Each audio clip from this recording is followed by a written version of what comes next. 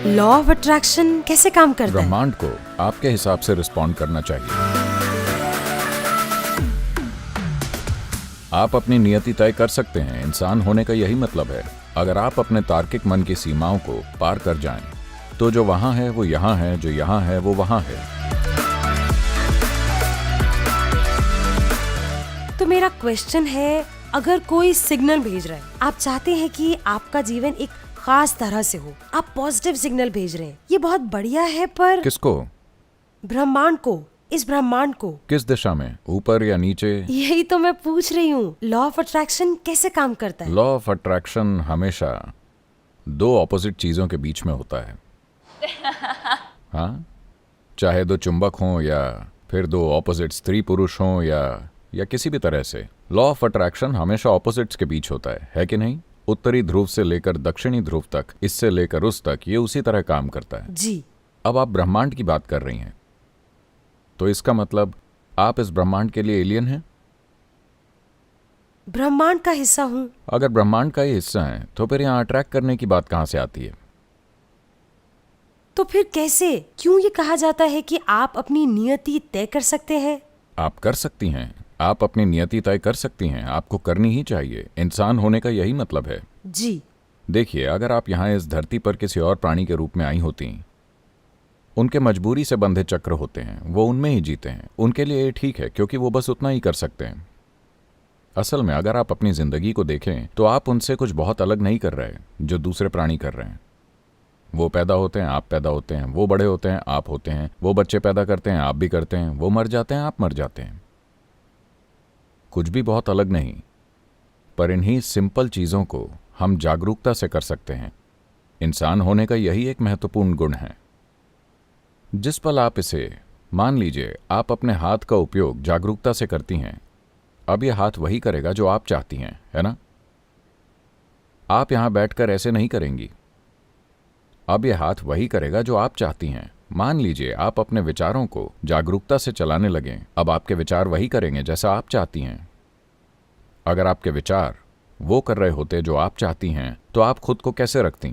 आनंद में या दुख में? आनंद में। आनंद में। जी। अगर आप आनंद में हैं, तब क्या आप खुशी की तलाश में जाएंगी? तो ये सब चीज़ें जो लोग सोचते हैं कि उनकी ज़िंदगी की सबसे महान चीज़ें हैं, शांत रहना, खुश रहना वगैरह बकवास, आपके लिए कोई मायने नहीं रखेंगी क्योंकि आप आनंद में हैं। पर आप उनसे ऐसा कह नहीं सकते, उन्हें बेइज्जती महसूस होगी।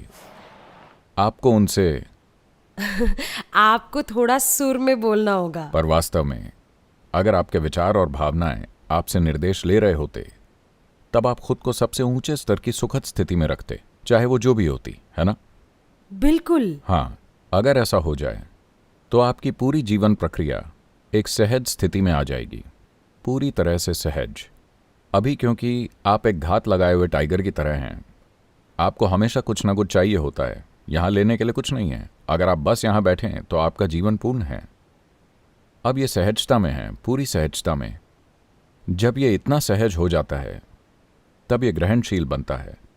अब किसी एक पेशे की चाहत रखना, पैसे कमाना, यहाँ तक कि खुश रहना या प्यार करना या प्यार में पड़ना, कुछ भी आपके लिए मायने नहीं रखेगा, क्योंकि बस यहाँ बैठे हुए आप सबसे ऊंचे स्तर के सुख में हैं।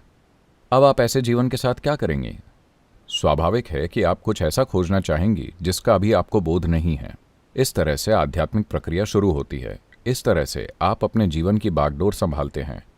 अब आपने कुछ चाहा और वो हो गया। मैं चाहता हूं कि आप ये समझें कि ज़्यादातर लोगों के लिए वो जो चाहते हैं उसका 50% हो जाता है। बात बस इतनी है कि वो उन कुछ चीज़ों पर फोकस करते हैं जो नहीं हुई हैं। अगर आप सही से इसका आकलन करें तो एक ठीक ठाक सेटल्ड समाज में वो जो चाहते हैं उसका 90% पूरा हो जाता है। ये बाकी का 10% है जिसकी वो शिकायत कर रहे हैं। हाँ। हेलो, क्या ऐसा नहीं है? आपकी जिंदगी का 90% वैसा हो रहा है जैसा आप चाहते हैं। 10% की आप शिकायत कर रहे हैं। आप कभी भी उस 90% का आनंद नहीं लेते क्योंकि ये 10% वैसा नहीं हुआ जैसा आप चाहते हैं। तो पहले से ही बहुत हद तक आप अपनी नियति को वैसे भी तय कर रहे हैं। थोड़ा सा गड़बड़ हो रहा है, पर वो थोड़ा भी आपको परेशान कर सकता है। मान लीजिए आपको 100 किलोमीटर गाड़ी चलानी है, 90 किलोमीटर आप सही से गए जहां आप जाना चाहते थे, 91 किलोमीटर में आपका एक्सीडेंट हो गया। अभी भी ये ठीक नहीं हुआ है ना, जी। तो इसलिए वो शिकायत कर रहे हैं। मैं ये नहीं कह रहा कि वो बिना वजह शिकायत कर रहे हैं, क्योंकि 90 किलोमीटर तक सब कुछ सही हुआ, बस पहुंचने से ठीक पहले एक्सीडेंट हो गया, तो वो अब भी उससे दुखी हैं। अभी ऐसा इसलिए है क्योंकि हमारे चारों ओर परिस्थितियां होती हैं। हर एक परिस्थिति कभी भी बिल्कुल हमारे हिसाब से नहीं होगी, क्योंकि वो परिस्थिति बस मेरे बारे में नहीं है, उसमें कई सारे लोग शामिल हैं, कई सारी ताकतें शामिल हैं। ज़रूरी नहीं कि वो सब कुछ मेरे हिसाब से हो, पर अगर मैं अपने हिसाब से हो रहा हूँ, मैं आनंद में हूँ, ठीक है, चाहे गोल्फ बॉल सीधी जाए या उड़कर पहाड़ों में चली जाए, मैं तब भी आनंद में हूँ। अगर आपको गोल्फ खेलने को मिल रहा है खेलने को अगर ना भी मिले तो भी, तो अगर मैं इसकी बात कर रही हूँ, तो जब तक चीजें आपके हिसाब से हो रही हैं और आप अपने रास्ते पर हैं और आप आनंद में हैं। ना ना ना ना ना, मैं ये नहीं कह रहा कि जब तक चीज़ें आपके हिसाब से होंगी तब तक आप आनंद में होंगे। अगर आप आनंद में हैं तो फर्क नहीं पड़ता कि चीज़ें किस तरह से होती हैं, सही वो है। जिस तरह भी हों, आप तब भी आनंद में हैं। देखिए, असल में ये ऐसा है कि दुनिया ने घोड़े के आगे गाड़ी लगा रखी है। आप मुझे बताइए, क्या अपने आप को संभालना आसान है या इन सारे लोगों को संभालना आसान है? अपने आप को संभालना कठिन है, मेरा मतलब है। अच्छा, आप इन सब लोगों को संभाल सकती हैं? कोशिश कीजिए। नहीं, मैं ये इसीलिए कह रही हूँ क्योंकि लोगों को ये समझ में नहीं आता कि उन्हें अपने आप को संभालना है और वो समाज को और समुदाय को और लोगों को बदलने नहीं, की कोशिश अभी कर आप रहे यहाँ हैं। बैठी हुई हैं। हाँ, क्या अपने आप को संभालना आसान है या फिर इन सभी लोगों को? अपने आप को। अपने आप को तो पहले आपको वो करना चाहिए ना जो सिंपल है और आसान है। अगर आप अपने आप को संभाल लें तो फिर हम देखेंगे कि हमें इन सभी लोगों से कितना सहयोग मिलता है। अभी जब आप कहती हैं कि आप खुशी की तलाश में हैं, तो इसका मतलब ये हुआ कि आप चाहती हैं कि ये सब आपके हिसाब से काम करें।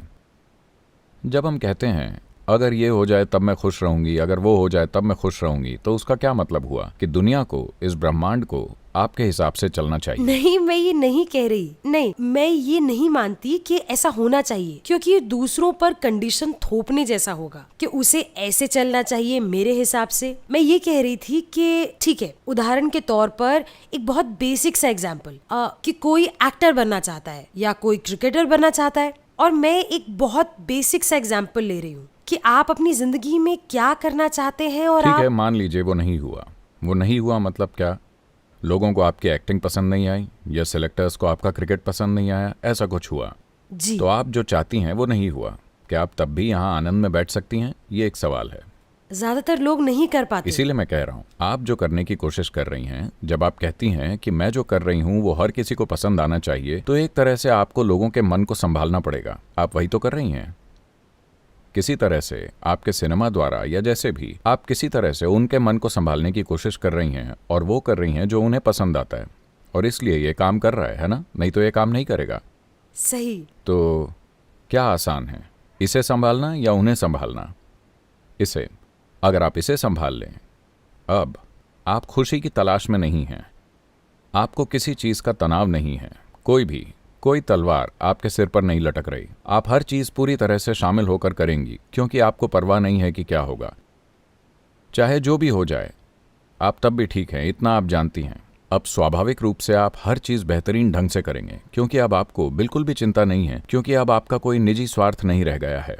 जो भी करना ज़रूरी है आप करेंगी बड़ी सहजता से। तो जो काम किसी को एक बड़े सर्कस और करतब की तरह लगता है, उसे आप खुशी से खेल खेल में करेंगी।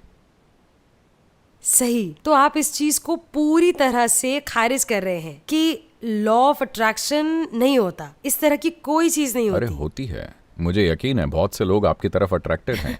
नहीं, वो वाला लॉ ऑफ अट्रैक्शन नहीं, ये कि ब्रह्मांड आपको वो दे जो आप चाहते हैं। पर खैर, नहीं, मैं पूछ रहा हूँ ब्रह्मांड कहाँ है? हम इस ब्रह्मांड का ही एक हिस्सा हैं। जब आदि योगी से उन 7 साधुओं ने पूछा, जिन्हें आज सप्तऋषि कहा जाता है, उन्होंने पूछा ब्रह्मांड कहाँ से शुरू होता है, कहाँ खत्म होता है, कितना विशाल है, ये क्या है? तो आदि योगी हंसे और बोले, मैं तुम्हारे पूरे ब्रह्मांड को एक राई के दाने में पैक कर सकता हूं। ये बहुत जबरदस्त पैकिंग हुई है ना? हाँ, बिल्कुल ही जबरदस्त। तो क्योंकि आप जिसे समय और स्थान समझते हैं, वो आपके मन की प्रकृति की वजह से है। जो वहां है, अगर आप अपने तार्किक मन की सीमाओं से परे चले जाएं, तब जो वहां है वो यहां है, जो यहां है वो वहां है, जो तब है वो अब है, जो अब है वो तब है। सब कुछ, टाइम और स्पेस आपकी समझ में मिक्स हो जाता है। हाँ। तो जब ऐसा होता है, अब आप ब्रह्मांड से बात नहीं करेंगी। वो लोग जो अपने पड़ोसियों से बातचीत नहीं करते, वो ब्रह्मांड से बात करते हैं।